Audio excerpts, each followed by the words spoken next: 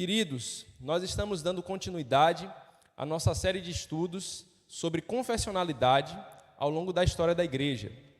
E hoje nós estaremos analisando o último dos credos que nós nos propomos, que é o credo de Atanásio. Eu coloquei essa foto, eu até compartilhei em alguns grupos da igreja, um vídeo essa semana de uma igreja no Egito. Essa é uma igreja no Egito, é uma igreja que ela foi construída dentro de uma caverna, perto de uma cidade lá, um bairro que é chamado Cidade do Lixo. É uma coisa assim, muito interessante, se você puder ver esse local, que esses irmãos durante séculos têm se reunido nessa caverna que se tornou igreja, e no vídeo que eu mandei nos grupos, mais de 70 mil pessoas estavam reunidas nesse lugar para glorificar o nome do nosso Senhor. Eu escolhi colocar a imagem dessa igreja, que está situada no Egito, porque o Atanásio, a pessoa que nós vamos ponderar durante esse estudo, ele era um egípcio, então tem tudo a ver com esse estudo. Próximo slide.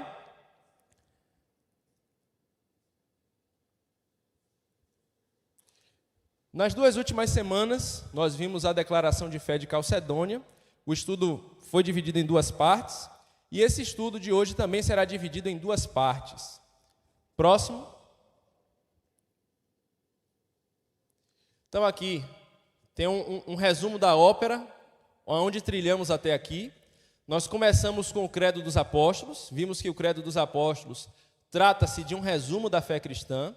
Depois passamos pelo Credo de Nicéia, que se trata de uma defesa da doutrina da Trindade, especialmente a divindade de Cristo.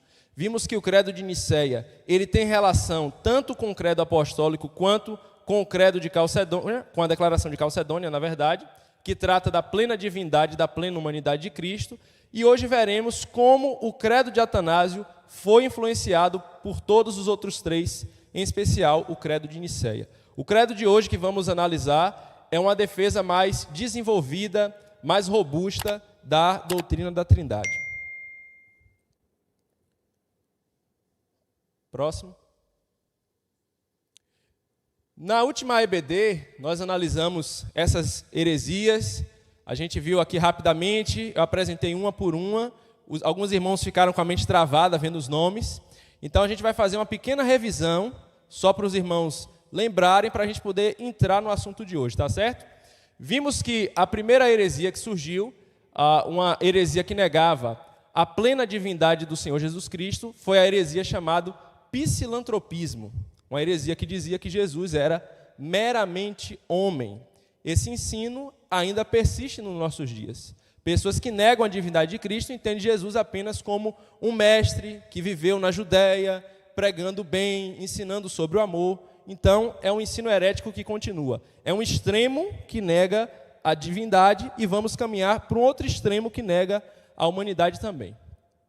A segunda heresia, o adocianismo, dizia que Jesus Cristo, na verdade, ele foi adotado como filho de Deus no momento do batismo. Jesus era um homem, como eu e você, mas no dia que ele foi batizado, quando o Espírito Santo aparece em forma de pomba e o Pai diz: "Este é meu filho amado em quem me comprazo", eles entendiam que naquele momento Jesus foi adotado como filho de Deus. A terceira heresia, é a que mais temos batido aqui, é o arianismo, que diz que Jesus Cristo, apesar de ser pré-existente, existir antes de vir à Terra, Jesus Cristo não é Deus, Jesus Cristo é o Filho de Deus. Esse ensino herético, ele permanece até os nossos dias por meio da seita das Testemunhas de Jeová. Próximo. O docetismo, vimos que docetismo, por outro lado, ao invés do extremo que negava a divindade de Cristo, ele começa a negar a humanidade de Cristo. Vimos que docetismo vem da palavra grega dokel, que significa parecer, e eles diziam que Jesus Cristo não era humano, Jesus Cristo parecia humano. Então, o entendimento deles era que, na verdade, Jesus era uma espécie de espectro, uma espécie de fantasma, uma espécie de holograma. Então ele era tão santo que ele não poderia se fazer carne, não poderia ser material. Influência da filosofia grega que faz aquele dualismo entre matéria sendo algo ruim e espírito sendo algo bom. Apolinarismo, é uma heresia que dizia que Jesus, apesar de ter um corpo físico, a mente de Jesus é uma mente divina. Então, eles faziam... Estão me ouvindo bem, pessoal? Pronto. Diziam que Jesus tinha a mente divina e apenas o corpo dele era um corpo humano. Então, era uma confusão das duas naturezas. Nestorianismo, tratamos na Declaração de Calcedônia, tentava separar as duas naturezas de Cristo. O Jesus humano e o Jesus divino. Era quase que transformando Jesus em duas pessoas diferentes. E isso foi muito prejudicial para a igreja. Próximo. Passamos pelo monofisismo, que era aquela ideia que, na verdade, as duas naturezas elas se misturaram e formaram uma única natureza. Então, até brinquei com os irmãos dizendo que eles acreditavam que as naturezas de Cristo foram colocadas no liquidificador, bateu e deu uma terceira natureza, uma espécie de fusão entre as duas naturezas. O monotelismo era a ideia que dizia que, na verdade, Jesus, ele tinha, apesar de ter duas naturezas, ele tinha apenas uma vontade. E esse ensino é um ensino que está contrário àquilo que a Bíblia mostra. Por exemplo, Jesus no Getsêmani. Jesus ele está lá se preparando para ser o Cordeiro Pascual, para morrer no nosso lugar. E Jesus, sendo homem, tendo medo da morte, ele diz: Pai, se possível for, passe de mim este cálice. Mas que não se cumpra o que eu quero, e se faça a tua vontade. Então, de cara, esse ensino é contrário àquilo que a Bíblia diz sobre Jesus Cristo. Patripassionismo é uma confusão da pessoa do Pai e do Filho. Eles entendiam que, na verdade, quem morreu na cruz não foi Jesus, mas foi o Pai. Por isso, Pai, passio, de passional, paixão. Né? Então, eles entendem que a paixão de Cristo, a morte de Cristo, na verdade, não foi Cristo, foi o Pai que morreu na cruz. E o sabelianismo foi aquela confusão entre pessoas e funções. Aí eu até mencionei, eu sou Mateus, eu sou uma única pessoa, e eu tenho papéis diferentes. Ao mesmo tempo que eu sou marido, eu sou filho e eu sou irmão.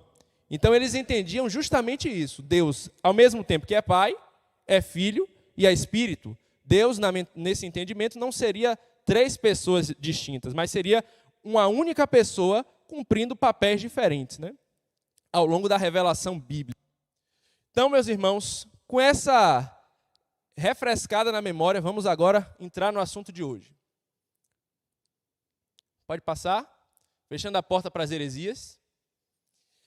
E aí, meus irmãos, diante de tudo aquilo que nós estamos estudando, eu apresento para vocês essa foto aqui, do Morro do Pai Inácio. Alguns de vocês conhecem esse lugar, é um lugar maravilhoso. Alguns, quando sobem, voltam com o joelho doendo. Mas esse lugar que para nós parece gigantesco, você vê ali o tamanho de uma carreta em comparação ao Morro do Pai Inácio, a primeira impressão que você tem quando você chega nesse lugar é o sentimento de pequenez, humilhação. Esse lugar tão grandioso, ele só tem míseros 1.050 metros. Né? Para a gente parece uma coisa surreal, né? O Monte Everest, né? Mas bote aí, por favor, a próxima imagem. Essa aqui, meus irmãos, é um esquema que mostra as 7 maiores montanhas do mundo. Pai Inácio tem 1.050 metros. A menor montanha de todas essas 7 tem 2.228 metros. Então, você vê que Pai Inácio não é nada diante das grandes montanhas. Né? Então, aí você tem lá, no meio, você tem lá na África, o Kilimanjaro, com quase 6.000 metros. Você tem aqui, perto do Everest, o Aconcagua, que fica na Cordilheira dos Andes, com quase 7.000 metros. E você tem o Everest com 8.848 metros de altura. Esse é o topo do mundo, certo? Próximo slide. E da mesma forma, meus irmãos, os credos e as confissões de fé, elas devem ser tratadas como essas cadeias de montanha. A gente começou com o credo dos apóstolos, que é bem pequenininho. Vimos que um desenvolvimento doutrinário com o credo de Nicéia. Depois passamos para a declaração de fé de Calcedônia, que ficou ainda mais alto do que o credo de Nicéia e dos apóstolos. Hoje vamos ver o credo de Atanásio, que é mais alto do que todos eles. E no futuro, se Deus permitir, veremos as confissões de fé e os catecismos, que são ainda maiores. Né? Então a gente, ao longo dessas semanas, temos desenvolvido condicionamento físico, desenvolvido categorias para que a gente possa compreender coisas maiores, tá certo? Vamos lá. Quem foi Atanásio? Então, esse estudo, diferente dos outros, eu vou focar muito nessa pessoa específica. Nos outros, a gente não tratou tanto das pessoas em especial. Até porque esse estudo, leva o nome de uma pessoa. Então, a gente tem que saber quem é essa pessoa que a gente está mencionando. Atanásio de Alexandria, ele é considerado como um dos pais da igreja. Pais da igreja, para quem não lembra, são aqueles primeiros líderes do cristianismo depois dos apóstolos. Então, depois da era dos apóstolos, depois do primeiro século, os grandes pensadores, teólogos, pastores, a partir do século II, que se levantaram, são conhecidos como pais da igreja, certo? E a sua importância na história se dá porque ele foi um ávido defensor da doutrina da Trindade e um grande opositor do arianismo, certo? Atanásio esteve presente no concílio de Nicéia. Na época ele tinha 27 anos de idade e ele era diácono de Alexandre de Alexandria, seu pastor. Ele estava lá, ele viu toda a situação, porém ele foi aquela pessoa que não votou. Sabe? Aquele escudeiro que vê lá os líderes tomando decisões e está lá com gente grande e só vendo tudo, foi ele nesse concílio. Ele viu e não decidiu nada. De acordo com Eusébio de Cesareia, aquele autor do livro História Eclesiástica, que a gente já apresentou aqui alguns trechos, o evangelista Marcos, que escreveu o Evangelho de Marcos, foi o fundador dessa igreja, da igreja de Alexandria. E o pastor de Atanásio, o Alexandre de Alexandria, foi o 18º pastor dessa igreja. E, segundo os relatos, Alexandre morreu 3 anos após o concílio de Nicéia e Atanásio assumiu a liderança da igreja. Mas é importante a gente mencionar o relato de um historiador chamado Rufino de Aquileia, que conta como é que Atanásio e o seu pastor se conheceram. Alexandria, essa cidade de Atanásio, é uma cidade banhada pelo mar Mediterrâneo. E segundo esse historiador, enquanto Alexandre estava na janela da igreja, esperando alguns amigos chegarem, ele viu um grupo de crianças brincando. E era uma brincadeira muito diferente. Eles estavam brincando de batismo. Eu te batizo em nome do Pai, do Filho e do Espírito Santo. E aquela brincadeira chamou a atenção de Alexandre. E ele se aproximou daquelas crianças. E ele procurou saber quem era o pastor daquele grupo. E o pastor daquele grupo era um menino chamado Atanásio, um menino negro e baixinho. E ele começou a trabalhar naquela vida daquela criança, desenvolver aquela criança, a investir naquela criança. Aquele menino, ao longo dos anos, ele se tornou o leitor no público. Havia essa função, porque grande parte dos crentes eram analfabetos, então tinha uma função de alguém que chegava aqui, lia as escrituras para a comunidade. Depois, essa criança se tornou um jovem, se tornou diácono, e depois da morte do Alexandre, ele se tornou o pastor dessa igreja. Próximo slide. Atanásio, irmãos, teve um ministério muito desafiador, teve muitos problemas na sua vida ministerial. Ele foi pastor dessa igreja por 45 anos, e desses 45 anos, 17 ele esteve exilado. Ele foi perseguido, ele passou por 5 ocasiões diferentes de exílio. Ele foi preso por 4 imperadores romanos diferentes. Você sabe que coisa grandiosa é essa, de perseguição, de provação que esse homem passou? Além de ter fugido da cidade de Alexandria em 5 ocasiões diferentes sobre ameaça de morte. Então, a gente acabou tratando aqui, no estudo sobre o concílio de Nicéia, e muitas vezes a gente pode pensar que com aquela conclusão do concílio de Nicéia, o debate encerrou, né? Acabou o problema, a decisão foi tomada, todo mundo que estava a favor do concílio de Nicéia ficou bem, aqueles que estavam contra foram expulsos da igreja, fim de papo, mas na verdade não foi assim. O que aconteceu, irmãos, foi que Ário, o herege, ele foi expulso da igreja, a doutrina dele foi tratada como maldita, ele foi excomungado, ele foi anatematizado, ele foi entregue ao diabo, né, usando os termos do apóstolo Paulo em 1 Coríntios 5, e ele foi exilado. Depois que ele voltou do exílio, Constantino, aquele Constantino que convocou o concílio de Nicéia, chegou para Atanásio, que era o pastor de Alexandria na época, e queria que Atanásio restabelecesse Ário como pastor lá em Alexandria. E Atanásio disse: não, eu não vou restabelecer esse homem. Esse homem é um herege, esse homem não voltou atrás no seu ensino. Esse homem continua pervertendo a mentalidade das pessoas com suas falsas doutrinas. Eu não posso abrir a igreja para esse homem. E por isso, Atanásio foi frontalmente perseguido. Próximo slide. Ário, enquanto esteve no exílio, ele tinha um espia, ele tinha um companheiro, um apoiador, que era um homem chamado Eusébio de Nicomédia. Era um ariano ferrenho e um forte opositor que disseminava muitas mentiras sobre Atanásio. Dizia que Atanásio praticava feitiçaria, que maltratava os crentes, que fazia coisas terríveis.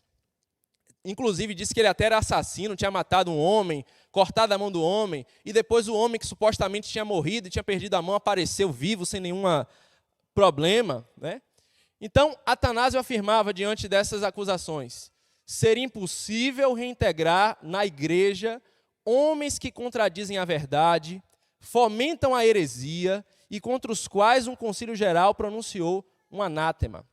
Então, Atanásio dizia, irmãos, que a situação foi tão grave que não há mais como restaurar. E não houve possibilidade de restauração, porque não houve arrependimento por parte do herege.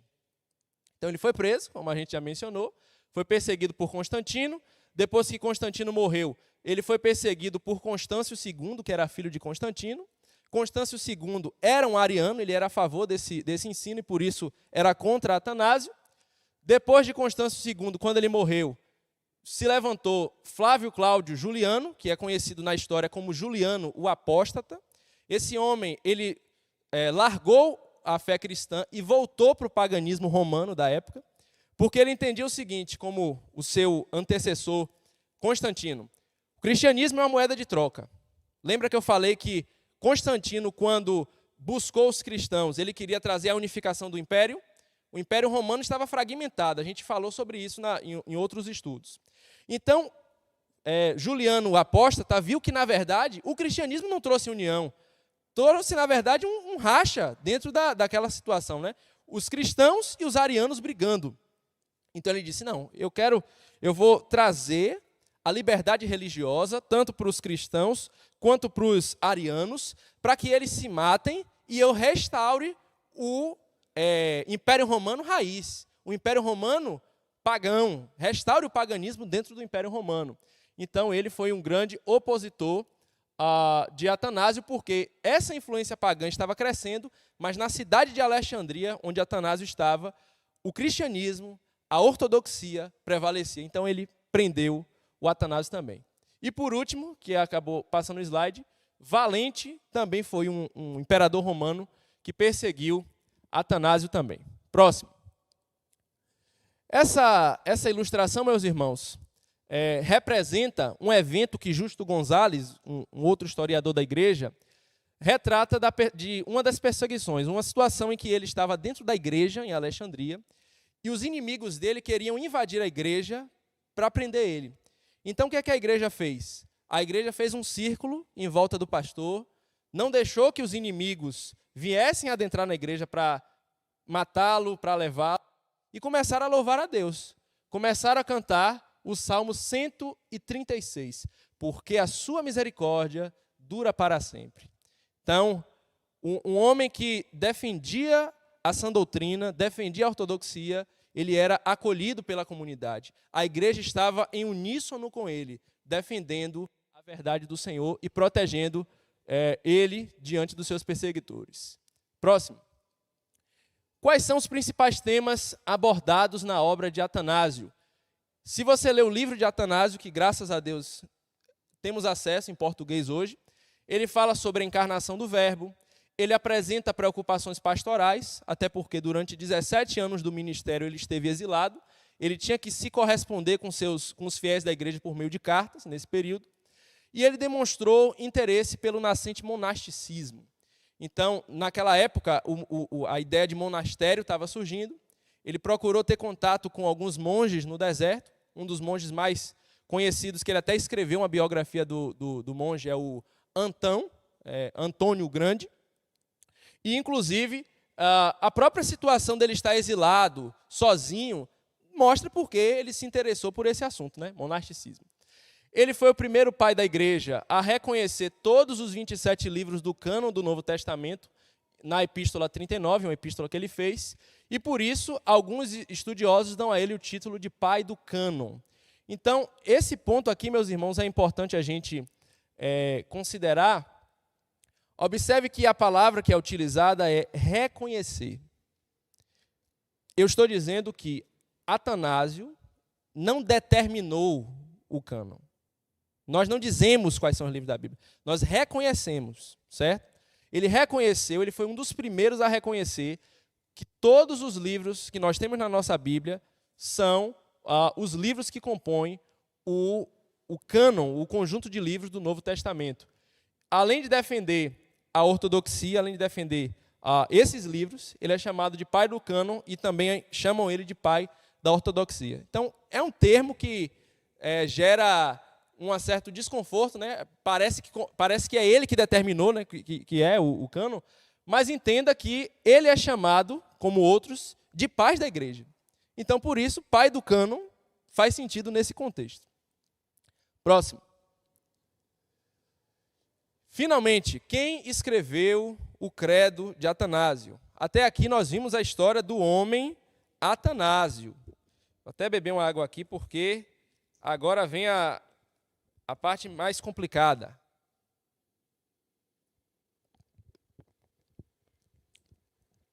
Não tem, meus irmãos, nenhuma evidência histórica que ele, o Atanásio de Alexandria, tenha sido o autor do credo de Atanásio. Mas, por que não? Porque Atanásio, ele viveu no século IV. E, de acordo com os estudiosos, esse credo surgiu muito provavelmente ou no século V ou até no século VII. Então, existe essa divergência. E o documento mais que mostra esse documento em seu estágio final, ele é do século VIII. Mas, meus irmãos, por que podemos, ainda sem saber quem escreveu esse documento, dar o nome desse homem, que nós nem sabemos se foi ele que escreveu? Porque o credo de Atanásio reflete o ensino que Atanásio defendeu durante seu ministério. E nós vamos perceber agora, meus irmãos, que a importância desse documento confessional não está porque tem o nome de Atanásio, não está porque ele defendeu, não está porque é antigo. Nós entendemos que esse documento é importante porque ele reflete o ensino da palavra de Deus. Próximo slide. Esse credo possui 40 artigos e é um tanto longo para receber o nome de credo, os irmãos vão ver. É considerado um majestoso e único monumento da fé imutável de toda a igreja, quanto aos grandes mistérios da divindade, da trindade de pessoas em um só Deus e da dualidade das naturezas de um único Cristo. Por isso a figura das montanhas que eu mostrei para vocês no começo. Meus irmãos, nós não precisamos reinventar a roda. Normalmente, quando a gente está ensinando para uma criança ou para um novo convertido sobre a trindade, a gente tenta fazer diversas comparações. Lembra lá o estado do sólido, líquido e gasoso. Lembra lá, o ovo tem clara, gema e a casca. A gente acaba tentando utilizar esses meios para tentar falar da trindade. Mas temos uma ferramenta muito mais elaborada, muito mais precisa, que mostram o ser de Deus. Certo? Próximo. Então, se preparem. Esse credo tem 4 páginas. Tentem me acompanhar. Não fiquem viajando durante a leitura, porque é uma riqueza muito grande. Todo aquele que quiser ser salvo, é necessário, acima de tudo, que sustente a fé universal, a qual, a menos que cada um preserve perfeita e inviolável, certamente perecerá para sempre. Mas a fé universal é esta, que adoremos um único Deus em trindade, e a trindade em unidade, não confundindo as pessoas, nem dividindo a substância. Porque a pessoa do Pai é uma, a do Filho é outra, a do Espírito Santo outra. Mas no Pai, no Filho e no Espírito Santo há uma mesma divindade, igual em glória e coeterna majestade. O que o Pai é, o mesmo é o Filho e o Espírito Santo. O Pai não é criado, o Filho é não criado, o Espírito Santo é não criado. O Pai é ilimitado, o Filho é ilimitado, o Espírito Santo é ilimitado. O Pai é eterno, o Filho é eterno, o Espírito Santo é eterno. Contudo, não há três eternos, mas um eterno. Portanto, não há três seres não criados, nem três ilimitados, mas um não criado e um ilimitado. Do mesmo modo, o Pai é onipotente, o Filho é onipotente, o Espírito Santo é onipotente. Contudo, não há três onipotentes, mas um só onipotente. Assim, o Pai é Deus, o Filho é Deus, o Espírito Santo é Deus. Contudo, não há três deuses, mas um só Deus. Portanto, o Pai é Senhor, o Filho é Senhor e o Espírito Santo é Senhor. Contudo, não há três senhores, mas um só Senhor. Porque assim como compelidos pela verdade cristã a confessar cada pessoa separadamente como Deus e Senhor, assim também somos proibidos pela religião universal de dizer que há três deuses ou senhores. O Pai não foi feito de ninguém, nem criado, nem gerado. O Filho procede do Pai somente, nem feito, nem criado, mas gerado. O Espírito Santo procede do Pai e do Filho, não feito, nem criado, nem gerado, mas procedente.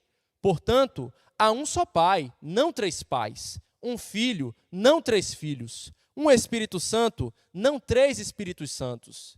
E nessa trindade, nenhum é primeiro ou último. Lembra lá?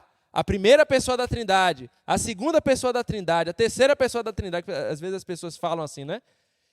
Nenhum é maior ou menor, mas todas as três pessoas coeternas são coiguais entre si, de modo que em tudo o que foi dito acima, tanto a unidade em trindade, como a trindade em unidade deve ser cultuada.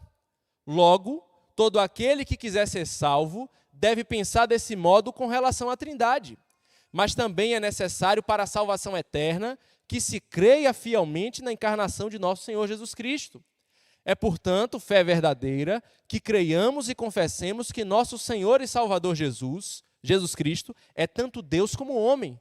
Ele é Deus eternamente gerado da substância do Pai, homem nascido no tempo da substância da sua mãe, perfeito Deus, perfeito homem, subsistindo de uma alma racional e carne humana, igual ao Pai com relação à sua divindade, menor do que o Pai com relação à sua humanidade, o qual, embora seja Deus e homem, não é dois, mas um só Cristo.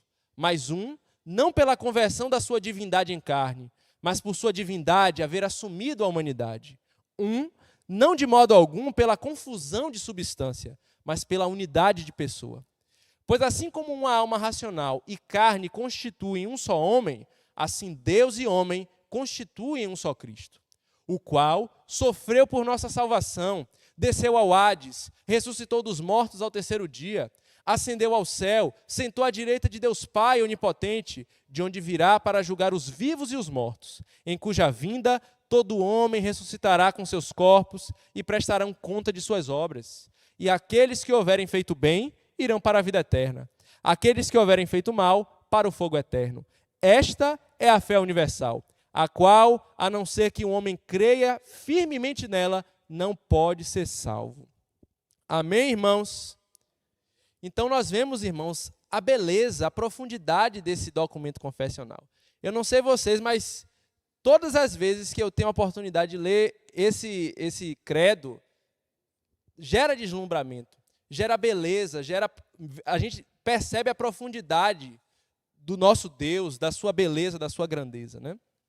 Então, eu quero mencionar rapidamente o seguinte, que Deus, eu mencionei sobre a questão de coisas que utilizamos para tentar ilustrar a grandeza de Deus, a trindade. Deus, quando criou todas as coisas, Ele colocou as suas pegadas, Ele colocou o seu autógrafo na sua criação. Quando você estuda sobre o espaço, geometria, você percebe que o espaço ele é feito de quê? Largura, altura e profundidade. Quando nós estudamos a matéria, sabemos que todos os elementos eles são constituídos de quê? átomos. E os átomos, eles são constituídos de quê? Prótons, nêutrons e elétrons. Não é verdade? Tem a própria questão da água, sólido, líquido e gasoso. Então, diversos elementos da natureza apontam para esse Deus que é único, mas que é trino. Quando nós pensamos no tempo como passado, presente e futuro. Por que o mundo à nossa volta é nessa estrutura, irmãos? São elementos que apontam para quem é o autor. São elementos que, de modo imperfeito, revelam aquele que é. Por meio da revelação geral, por meio daquilo que é criado, os homens têm noção imperfeita de quem é Deus. Esse é o Deus da Escritura. Então, vamos lá. Pelo tempo, nós não vamos tratar do credo inteiro hoje, por isso que vão ser 2 partes, tá certo? Então, vamos prestar atenção apenas nessa primeira página hoje. Todo aquele que quiser ser salvo, é necessário, acima de tudo, que sustente a fé universal, a qual, a menos que cada um preserve perfeita e inviolável, certamente perecerá para sempre. Esse credo começa da seguinte forma. O que vamos tratar aqui não é um assunto periférico, secundário, não é um assunto apenas para você encher sua cabeça de informação, é um assunto de crucial importância. Se você não crê nisso, você não pode ser salvo. Você não pode ser convertido a Jesus Cristo. Porque se Jesus Cristo, irmãos, ele não for Deus, ele não tem condições de ser seu salvador. Se Jesus Cristo for apenas um mestre, um rabino, ele não pode ser seu salvador. A morte dele não tem como ter efeito na sua vida, não tem como perdoar seu pecado. Se Jesus Cristo for um anjo, o maior de todos os anjos, ou o maior de todos os seres criados, ainda assim, ele não pode te redimir, porque os seus pecados são contra um Deus eterno. Somente aquele que é eterno pode pagar um preço de uma dívida eterna. É por isso que o inferno ele tem que ser eterno, porque pecamos contra um Deus que é eterno. Não há outra solução. Uma criatura não pode redimir a criação que foi manchada pelo pecado. Somente aquele que é criador pode redimir a criação. Portanto, só é possível uma pessoa ser salva se ela crê nessa verdade. Claro, não estou dizendo que a gente precisa ter um conhecimento exaustivo de Deus, porque ninguém tem. Deus, ele se revelou de uma maneira simples para que nós possamos compreendê-lo, né? Crer, se arrepender dos seus pecados, crer que Jesus Cristo morreu para nos salvar. Crendo nisso, é suficiente. Mas precisamos defender essa verdade como fundamento da nossa fé. Mas a fé universal é esta, que adoremos o único Deus em trindade e a trindade em unidade.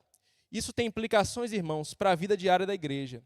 Se Jesus Cristo não é Deus, somos idólatras quando cantamos louvores, quando oramos a Ele, quando pedimos a Ele, quando intercedemos a Ele, quando falamos com o Espírito Santo. Então, é um assunto de fundamental importância para a vida diária da igreja e dos crentes individualmente. Próximo. Aí vem aquela pergunta, né? E a palavra trindade está na Bíblia? Os nossos opositores, né, os arianos modernos, os testemunhos de Jeová, eles gostam de bater muito nesse ponto aqui, né? Então, irmãos, a palavra trindade, obviamente, não está na Bíblia. Se você ler a Bíblia de Gênesis a Apocalipse, você não vai ver a palavra trindade. Por quê? Porque é um termo técnico que é posterior ao período dos apóstolos. Esse termo ele foi desenvolvido por um pai da igreja chamado Tertuliano de Cartago. Mas apesar do termo técnico não estar na Bíblia, o ensino da trindade, a doutrina é bíblica. A doutrina está na Bíblia. E pode ser vastamente encontrada tanto no Antigo Testamento quanto no Novo Testamento. Mas um ponto é importante a gente destacar. A trindade não é um triteísmo, não é uma tríade e nem é um Deus de 3 cabeças. É justamente essa acusação que eles gostam de fazer. O que é que eu quero dizer com tríade, triteísmo, Deus de 3 cabeças? Quando nós falamos sobre Trindade, nós não estamos fazendo uma versão cristã do mito de hindu, de Shiva, Brahma e Vishnu. Se vocês verem algumas religiões, vocês vão ver tríades, né? 3 deuses principais que mandam, que governam o cosmos. Se você vê a mitologia grega, por exemplo, existem 3 deuses principais no Olimpo: Zeus, Poseidon e Hades. Não é isso que a gente está tratando aqui. A doutrina bíblica da Trindade, que apresenta Deus, o Deus único, em 3 pessoas distintas, não é nada disso. Isso é distorção feita pelo inimigo aos povos. E essa imagem aqui, queridos, ela reflete de modo muito didático que você pode utilizar com seus filhos, com novos convertidos e até para você compreender melhor essa doutrina. Então nós vemos aqui, nos 3 extremos, o Pai, o Filho e o Espírito Santo. E no meio tem a palavra Deus, né? Ali no meio tem a essência, a natureza divina, a substância divina. O Pai é Deus, o Espírito Santo é Deus, o Filho é Deus. Entretanto, o Pai não é o Filho, o Pai não é o Espírito. O Filho não é o Pai, o Filho não é o Espírito. O Espírito não é o Filho e o Espírito não é o Pai. Então, existe esse mistério na doutrina da Trindade que nós respeitamos. Deus revela até aqui. Como é que isso funciona na eternidade? Nós não temos essa informação. Estudar a Trindade, irmãos, faz muito bem para a nossa alma. Quando nós conhecemos essa doutrina, entendemos melhor quem é Deus. A Bíblia diz que Deus é amor. Um Deus, como é que eu posso dizer? Um Deus sozinho, um Deus como Alá, o Deus dos muçulmanos, é um Deus sozinho. Ele existia sozinho e ele criou as coisas. O Deus dos Testemunhos de Jeová é um Deus sozinho, ele criou o Filho, a primeira criatura. Então houve algum momento na eternidade que ele não tinha ninguém. Ele não tinha ninguém para amar, ele não tinha ninguém para ser amado, para amá-lo. Então ele precisou criar. O Deus da Bíblia é um Deus autoexistente, ele é autossuficiente. Ele não nos criou para suprir necessidades. Deus já sabia o que era amar e o que ser amado na eternidade. Deus sabia o que é comunhão na eternidade. Deus sabia o que é família na eternidade. E quando ele nos criou para a sua glória, ele nos criou para refletirmos esse relacionamento que existe dentro da Trindade, que existe em Deus. A família é uma expressão limitada desse relacionamento. O relacionamento de amor eterno entre o Pai, o Filho e o Espírito Santo. Quer entender comunhão? Conheça o Pai, o Filho e o Espírito Santo. Quer entender a submissão? Veja o Pai, o Filho e o Espírito Santo. Quer aprender a lidar com as diferenças? Veja o Pai, o Filho e o Espírito Santo.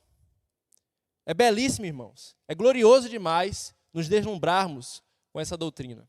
Próximo. Não confundindo as pessoas, nem dividindo a substância, porque a pessoa do Pai é uma, a do Filho é outra, a do Espírito Santo é outra. A gente chegou a tratar disso em outros estudos, né? Pode passar.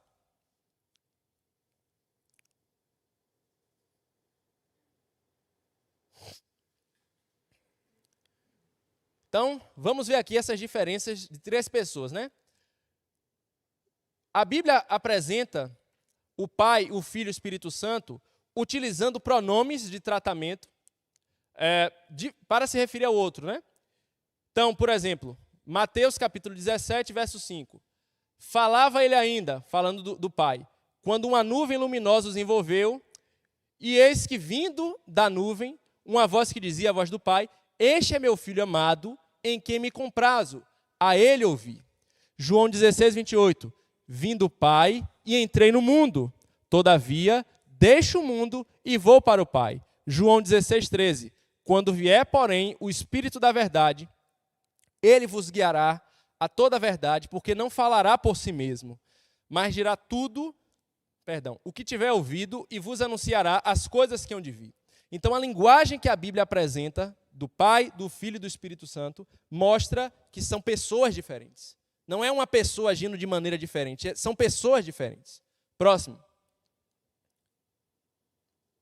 Mas no Pai, no Filho e no Espírito Santo há uma mesma divindade, igual em glória e coeterna em majestade. Vamos ver agora passagens bíblicas que mostram essa mesma divindade, essa glória e majestade que é compartilhada pelas três pessoas. Próximo. Deuteronômio 6,4. Ouve Israel, o Senhor nosso Deus é o único Senhor. Esse Senhor que aparece em Deuteronômio é quem? É o Pai, o Filho ou o Espírito Santo? Irmãos, essa pessoa, esse que é chamado de Senhor, é o único Senhor, é o nosso Deus. A palavra que é traduzida como Senhor aqui, e a palavra que é traduzida como Senhor cá, é a palavra Iavé, certo? É o tetragrama. É a palavra que pode ser traduzida também como Jeová.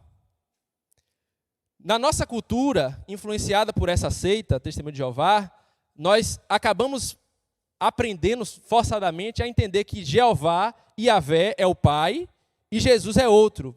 Mas na Bíblia, quando a Bíblia apresenta o Senhor dos Exércitos, o Senhor nosso Deus é o único Senhor, é o Pai, é o Filho, é o Espírito Santo. É a Trindade reunida, certo? O Senhor nosso Deus é o único Senhor, é a Trindade. São as três pessoas reunidas. É o nome que Deus se revelou no Antigo Testamento.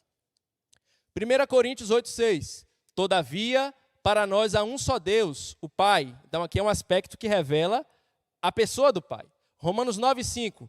Cristo, o qual é sobre todos, Deus bendito para todos sempre. Então a gente vê a divindade em Cristo. Atos 5, versos 3 ao 4. Então disse Pedro, Ananias, por que encheu Satanás teu coração para que mentisse ao Espírito Santo? Não mentiste aos homens, mas a Deus. Então nós vemos um termo que engloba o Pai, o Filho e o Espírito Santo. A ênfase está na essência, Deuteronômio 6. E essas outras passagens, a ênfase está em cada pessoa, certo? Mesma glória e majestade. Isaías capítulo 6 é um dos capítulos mais belos da Bíblia. Lembra daquele texto que o Isaías fala? No ano da morte do rei Uzias, eu vi o Senhor no alto e sublime trono. E aí ele fala que os serafins estavam diante do Senhor e diziam, Santo, Santo, Santo é o Senhor dos exércitos. Quem era a pessoa que estava no trono assentado? O Pai, o Filho e o Espírito Santo. Santo, Santo, Santo. Ele viu Deus, ele viu a Trindade. E como é que a gente prova isso biblicamente? Em João capítulo 12, verso 41, o apóstolo João, ele menciona Isaías capítulo 6 e ele diz que o que é dito em Isaías capítulo 6 revela a glória de Cristo. Cristo estava no relato de Isaías capítulo 6. Já o apóstolo Paulo, em Atos capítulo 28, verso 25, ele disse que o Senhor dos Exércitos, que falou na mesma ocasião, né, é o Espírito Santo. Então nós vemos essa grandeza, essa beleza, essa intertextualidade do Antigo para o Novo Testamento. O que o Pai é, o mesmo é o Filho e o Espírito Santo.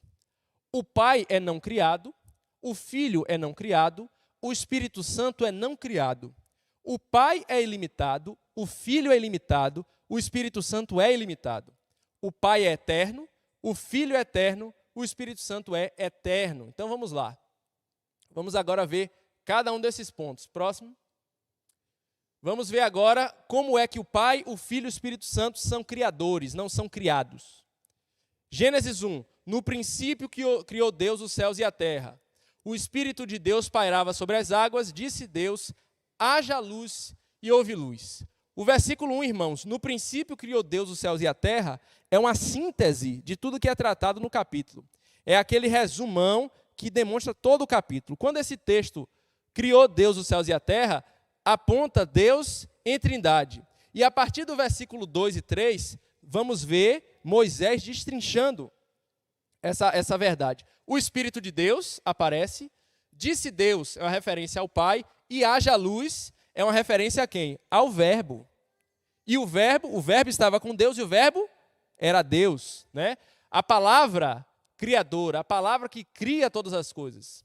Gênesis 1, 26. Também disse Deus, façamos o homem à nossa imagem conforme a nossa semelhança. Aparece no plural, Deus está falando com quem? Com os anjos? Não tem como, anjo não é criador. Somente Deus é criador e Deus não precisa de anjo, de ninguém para criar nada. Deus ele é onipotente, ele não precisa de ajuda de ninguém para nada. João 1,3, todas as coisas foram criadas por intermédio dele, isso aqui é uma referência a Jesus, vocês sabem, e sem ele nada do que foi feito se fez. Jó 33, verso 4, o Espírito de Deus me fez e o sopro do Todo-Poderoso me dá vida. Então, cada uma das pessoas é criador, é um atributo divino. Próximo. A mesma ausência de limites. Cada pessoa é ilimitada. Onipotência. 1 Pedro 1,5. Que sois guardados pelo poder de Deus, mediante a fé, para a salvação preparada para revelar-se no último tempo. Então, a referência ao Pai. Mateus 28,18. Jesus, aproximando-se, falou-lhes, dizendo, toda autoridade me foi dada no céu e na terra. Somente Deus tem toda a autoridade no céu e na terra. Romanos 15,19.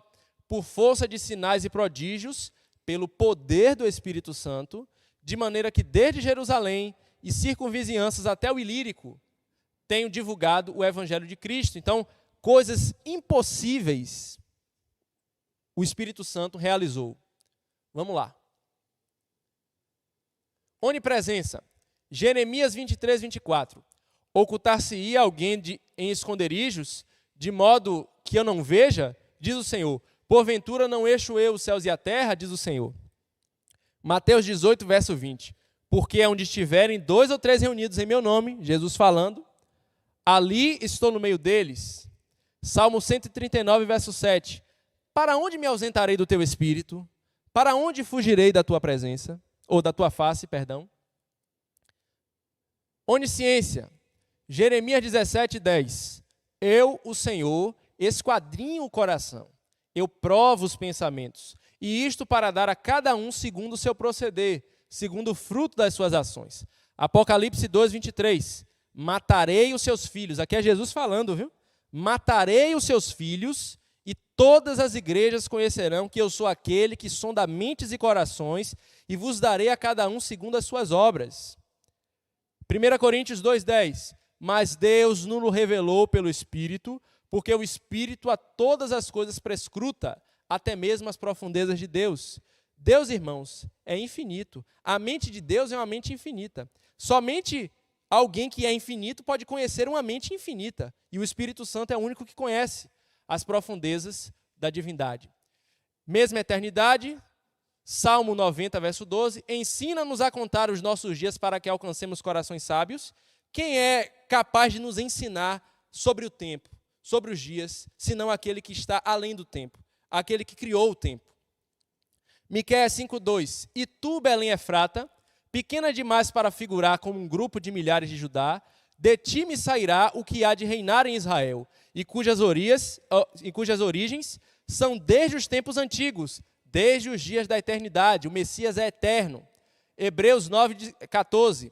Muito mais o sangue de Cristo, que pelo Espírito eterno, a si mesmo se ofereceu sem mácula a Deus, purificará nossa consciência de obras mortas, para servirmos ao Deus único, ao Deus vivo. Próximo.